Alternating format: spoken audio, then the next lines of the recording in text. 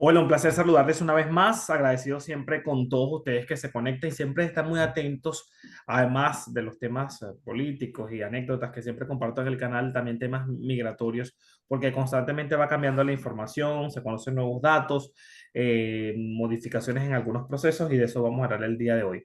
Me acompaña la abogada Rosalí Chaviano, que siempre está lista para conversar conmigo. Gracias, doctora. Abogada, que esté. Le Gracias. agradezco mucho, disculpa que le interrumpa porque la gente se conecta muchísimo con las conversaciones que tenemos, te da preguntas, quedan como muy claros y esa es la idea del espacio, ¿no? Sí, muchísimas gracias por la invitación. Siempre es un gusto compartir este espacio con usted. Gracias, abogada. Fíjese, quería comenzar con esto porque hay una última información sobre lo que es la deportación de venezolanos desde Estados Unidos a Venezuela, ¿no? Y es que, según el Departamento de Seguridad Nacional, ha informado en las últimas horas que los vuelos de deportación hacia Venezuela se mantienen con regularidad desde este anuncio que han hecho de reanudar esta práctica. Este anuncio se hizo en octubre pasado y hasta la fecha, según los datos que han ofrecido, los últimos datos, 13.000 ciudadanos venezolanos han sido removidos del territorio estadounidense o regresados a su país. Bueno, ya los vuelos que han salido esta semana incluyen adultos, personas, perdón, solteros, familias con destino, dice Venezuela, Centroamérica, Colombia, República Dominicana, Ecuador, Perú y hasta Corea del Sur. Increíblemente, como hay ciudadanos de todos los países que intentan llegar a Estados Unidos, ¿no? Pero la Sí, cifra que da, repito, son 13.000 ciudadanos en un lapso que va desde octubre a diciembre, ¿no? En 3 meses. sí, sí, bastante. Y creo que el choque más grande es de que esto no se veía anteriormente. Ujú, Y entonces estamos viendo que inmediatamente que anunciaron que iban a comenzar las deportaciones de venezolanos, lo que estamos viendo es que efectivamente es lo que está pasando. ujú. Entonces no es una promesa vacía, realmente están haciendo estas deportaciones. Estaba comentándole a Orián que recibí un correo ayer donde estaban anunciando de que ayer salió otro vuelo más de deportaciones. Entonces, estoy recibiendo más a menudo estos correos y Claro. claro que da un poco de miedo y frustración ver de que Algo, realmente está pasando más seguido. sí, pero el llamado de la administración es claro a la gente que no tome las rutas ilegales para llegar a Estados Unidos. Sin embargo, a mí lo que me sorprende, si bien el número es impresionante, bueno, 13.000 personas en un lapso de 3 meses, es un número considerable, los vuelos los mantienen. Pero al mismo tiempo me da ruido porque yo veo que la gente sigue arriesgándose, sigue tomando las vías para llegar a Estados Unidos. Porque, ¿qué siento yo? Y corríjame usted, abogada, porque siento que digo, bueno, la administración me dice que no vaya, que no tome esta ruta ilegal, pero al mismo tiempo me está ofreciendo una opción que es la CBP One. Entonces, no me voy, pero con el CBP One yo aplico yéndome por la frontera y podría ingresar. ¿No es esto, abogada, un poco contradictorio? Con el mensaje me refiero que da la administración de no tomen este camino para llegar a Estados Unidos.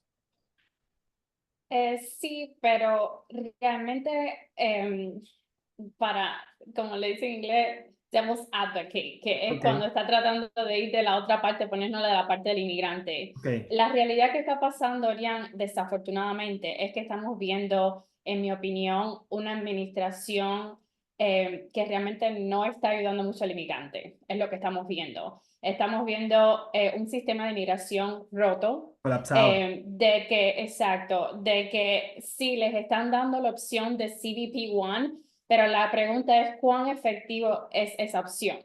Entonces, ayer mismo estaba participando en un webinar donde estaban hablando sobre CBP One, sobre estaban Ajá. diciendo los posibles problemas que los inmigrantes están teniendo realmente con esta aplicación, porque muchos de ellos, como estaba diciendo Orián, porque muchos de ellos continúan entrando ilegalmente si existe esta opción de entrar legalmente. Ujú, Entonces, una de esas razones, y esto es algo de que el presentador estaba hablando, que habló en persona con ujú. estas personas que tomaron esta decisión, con muchas de estas personas, una de las razones, número uno, la aplicación en sí. La aplicación en sí a veces no funciona, problemas técnicos, que las personas no tienen acceso a esta aplicación, porque para poder tener acceso a esta aplicación hay que tener acceso a un teléfono. Ujú. Eso es número uno. Número dos, personas que realmente no son buenas con la tecnología, no entienden en sí, tienen acceso, pero no entienden la aplicación. Claro. Entonces estas personas no van a poder seguir todos los pasos que se necesitan. Otra de las razones es, y creo que es una de las más comunes, es el hecho de que hay personas que se pasan meses y meses esperando en estos momentos esta cita de CBP-1 y entonces se frustran porque llega a un punto de que no solamente es la frustración del tiempo, sino también la frustración de dinero, que hay personas que llevan cierta cantidad de Sí, dinero señor. y no pueden vivir 2, 3 meses en México hasta que le llegue una cita. Entonces lo que estamos viendo es esto, de que realmente CBP-1 no está funcionando para los inmigrantes y entonces eso lleva de que entre de ilegal manera. Claro. Abogada, ¿se tiene alguna idea de cuánto? Porque inmigración dice, vamos a aprobar 1000 citas de CBP-1, era el último anuncio que yo veía, mil pero cuatrocientos cincuenta 1450 son diarias. Sí. Y realmente se estará cumpliendo esa meta. Aunque yo creo que 1400 para la cantidad de gente que está en caravanas y en todo esto es una cifra reducida, ¿no? Sí, no, suena, una vez más, estos números suenan como mucho, pero no lo Bueno, son. 1000, uno dice 1000, wow. Sí, exacto. Cuando uno dice 1450, wow, qué cantidad de números están dando, pero la realidad es que no. Comparado a, a los números que están llegando, como dice Adrián, comparado a los números que están Claro, llegando, es un número que realmente no es tan grande. Ahora, muchas de las personas que a lo mejor están escuchando se preguntan, pero ¿por qué hay que dejarlos entrar a todos? Y la realidad es de que no hay que dejar entrar. La idea no es que hay que dejar entrar, la idea es que los Estados Unidos es un país que recibe inmigrantes, es un país que ayuda y que ayuda y ha ayudado por muchos, muchos años. Entonces, la idea es de que si las personas realmente, que es lo que estamos viendo, están huyendo de comunismos y no estamos hablando solamente de Cuba, estamos hablando ya de Venezuela, estamos hablando de Nicaragua. Nicaragua, estamos hablando de tantos países que están sufriendo, que las personas realmente están siendo perseguidas y que están buscando refugio. Sí. Entonces, ¿por qué ahora hay que cerrarle las puertas a los inmigrantes? Claro, realmente aquí yo veo también otros errores, ¿no? Aparte de que el que comentaba que es correcto, que tiene que ver con la falta de un sistema migratorio que funcione. Eso es evidente y es claro. Dos, yo siento que no existe seriedad en lo que se plantea. O sea, se tapa la crisis con pañitos, porque el CBP-1, pero entonces la aplicación no funciona, al otro no le llega la cita, en fin, genera más colapso en toda la frontera. Tres, insisto en lo que dije y es una opinión muy personal, pensar en un funcionario donde dice no se vengan por esta vía, pero entonces los que cruzan por esa vía entiendo que, como ya lo ha dicho usted muy bien, escapan del comunismo, de la crisis, de muchas situaciones. Pero me dices no me vayas, pero si yo me voy, que tengo un CBP-1 donde hay una opción para entrar. Entonces abre la puerta a que yo arriesgue eso, porque también el tema del parol humanitario, que es la vía legal con la que yo me puedo esperar en el país y llegar tranquilo y tener mi permiso de trabajo, muy distinto a que me acepten por el CBP-1, hay mucha gente que tiene un retraso considerable, años que no los llaman, meses y ya han perdido hasta la esperanza de obtener el parol, porque si ya yo tengo un año, en el caso particularmente de los venezolanos, ya este año ha ido volando, pero en el caso de los venezolanos empezó, Sí, si mi memoria no falla, en octubre del año pasado. sí, Entonces ya vamos más de un año y no me han llamado, yo me sentiría ya como que eso no es para mí, ¿qué hacer? ¿No? Es como una encrucijada, exacto. ¿verdad? Sí, y es muy buen punto, y especialmente el programa de paro humanitario, que la idea era ayudar a la frontera, y lo que estamos viendo es de que creo que que la situación está peor ahora que antes que el paro humanitario. Y también lo que pasa es no solamente la frustración de esperar, es también la frustración de pasar para muchas personas más de un año esperando y de repente te digan no está confirmado. Entonces Wow, las personas se piensan a ese punto que perdieron un año que podían haber hecho otras cosas, otras formas de haber venido legalmente a los Estados Unidos y no porque estaban esperando por esta confirmación. Y entonces creo que los efectos van a ser mayores para las personas que reciban esta no aprobación, no claro. confirmación. Bien complicado y además hay otro factor, estamos ya entrando al invierno, que esa zona particularmente, perdón, de la frontera o ciudades como Chicago, que hemos visto un colapso también impresionante. He estado intentando también hablar con personas que estén en Chicago porque las comisarías se han convertido en refugios de migrantes. Hay unos 12.000 según un artículo que leía de BBC, un número increíble, ¿no? Y que están allí sin nada, ¿qué va a pasar con ellos? Y en esta, repito, el invierno en zonas tan difíciles, ¿no? La zona de la Sí, frontera, algunas son muy frías. sí, Chicago, donde los han enviado algunos de los migrantes, también son muy helados. Entonces, bueno, una situación bastante compleja. Hay que seguir muy sí. pendientes y me Ujú. gustó mucho tener información de los tres procesos, digamos, más complejos del CDP-1, ¿no? Donde se registra mayor número de complicaciones, Sí, que con esta información que me ha dado es muy valiosa para los migrantes que estén allí y que no sepan lo que está pasando. Ahora bien, hay otro tema respecto a la resignación del estatus de protección temporal. Yo veía en sí, sus redes correcto. sociales que compartía. Quisiera que me comente un poco qué es lo nuevo en esta reasignación, abogada.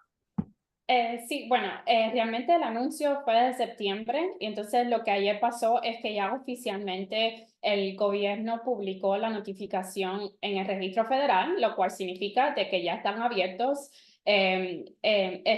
estas reinscripciones y entonces ya estas personas de estos países que son El Salvador, Haití, Honduras, Nepal, Nicaragua y Sudán de Ujú, estos países, quiere decir que ahora pueden reinscribirse de nuevo y su ujú. TPS se va a extender hasta cada país tiene su Su fecha fecha. diferente, así que Perfecto. les invito a que revisen particularmente cuál es la fecha de cada país, pero lo que significa es de que ya se pueden reinscribir a partir de ayer y se va a extender hasta esas fechas que estoy mencionando. Entonces es importante que no aplica a todas las personas de estos Claro. países, solamente las personas que ya tienen TPS, que son beneficiarios del TPS de estos países anteriormente, Ah, y ok. es muy importante de que lo hagan lo antes posible, Ok, es mi es consejo. decir, que si ya yo fui asignado con mi estatus de protección temporal en alguno de esos países, yo tengo la posibilidad de reinscribirme. Pero si yo estoy nuevo,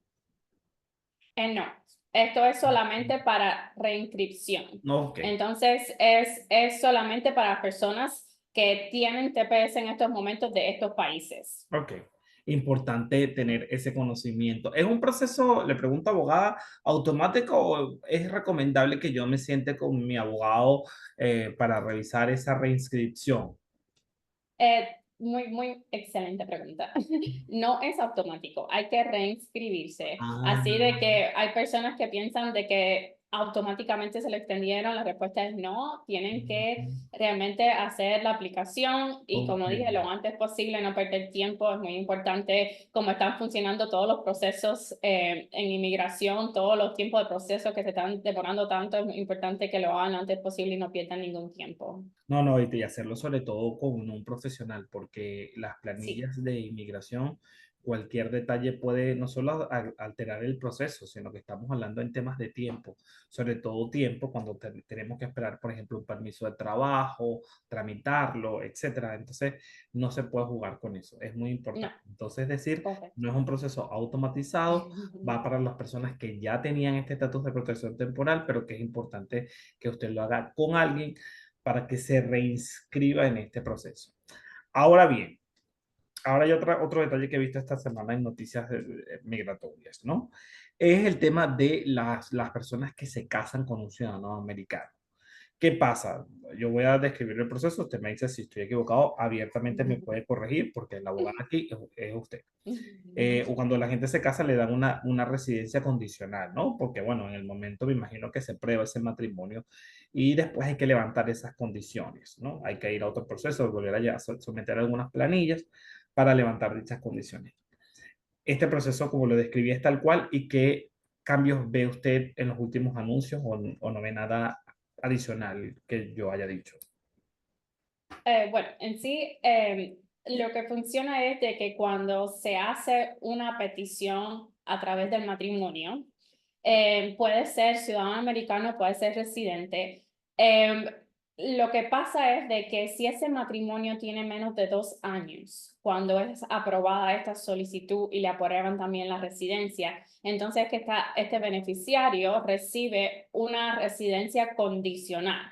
Una vez más, porque el matrimonio no tiene 2 años. Entonces, cuando el matrimonio no tiene 2 años en la aprobación de la residencia, ya sea la residencia o una visa inmigrante fuera de los Estados Unidos. Entonces, lo que hace Estados Unidos es como ponerlo en probatoria. Le da una residencia, la persona es residente, pero con condición de que tiene que remover esta condición, y discúlpeme que estoy siendo No, redundante, no, pero no, es no, no, realmente no, lo así. que es. La condición hay que Eh, removerla, así, así. Exacto, hay que remover la condición en 90 días antes que cumplan los 2 años la tarjeta, antes que se expire.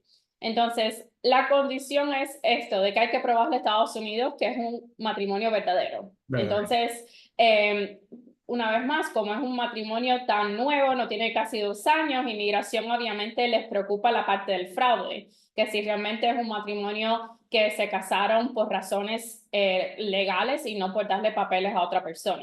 Entonces, en estos cambios, uno de los cambios, y hay cambios que son realmente más técnicos que otros y realmente no creo que las personas lo van a entender. Creo que el más importante y el que vale la pena mencionar ¿Cuál sería?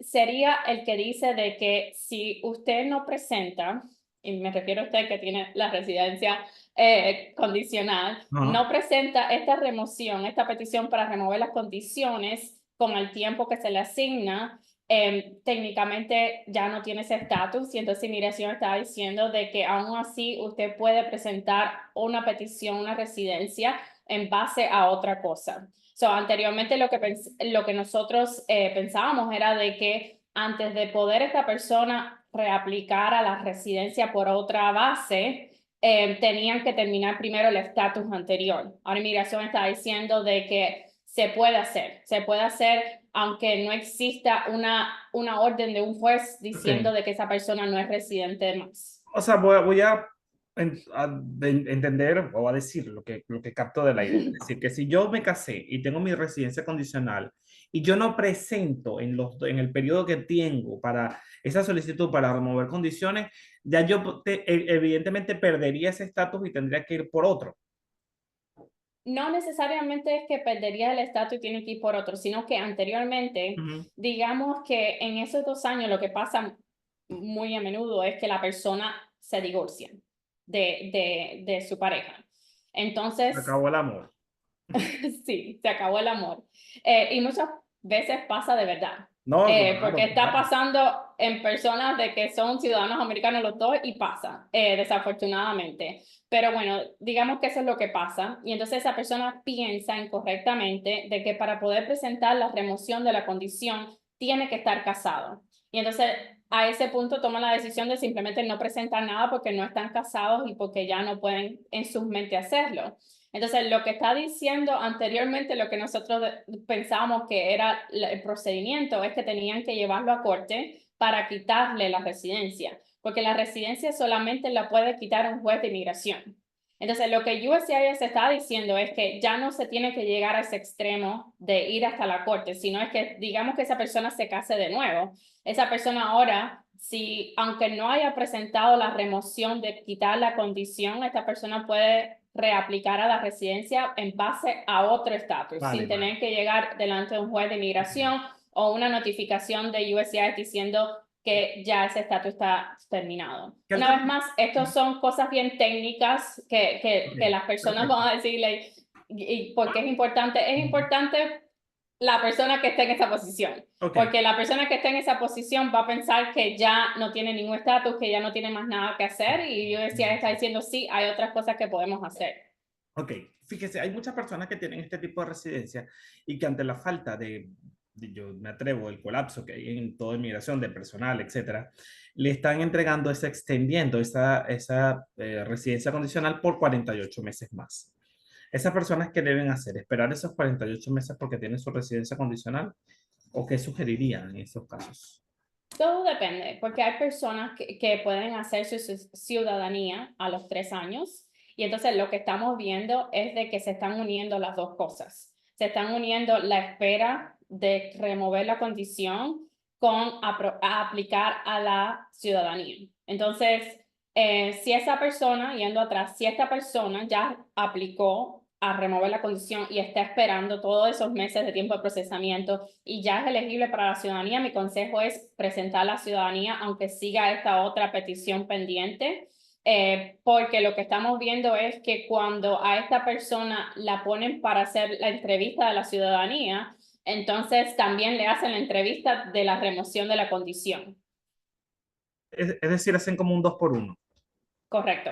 No, mira, interesante, interesante. Muy bien. Bueno, Ujú. un buen consejo para quienes tienen Sí, esta situación de espera con inmigración. El tema, doctora, ya para ir concluyendo del paro humanitario, oye, insisto, muchos están desesperados, no les dan respuesta, no saben qué hacer.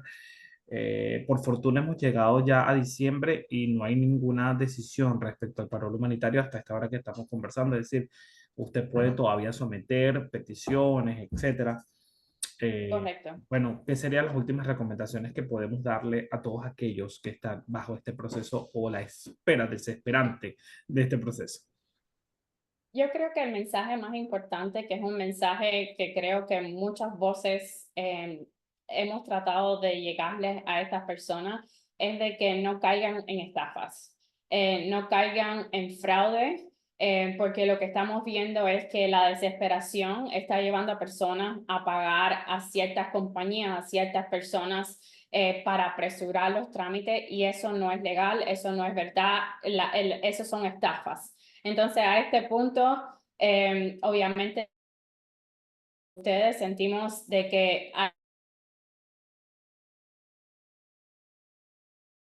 personas se aprovechen de ustedes. Ese sería mi mensaje, de que no dejen que otras personas se aprovechen de su desesperación.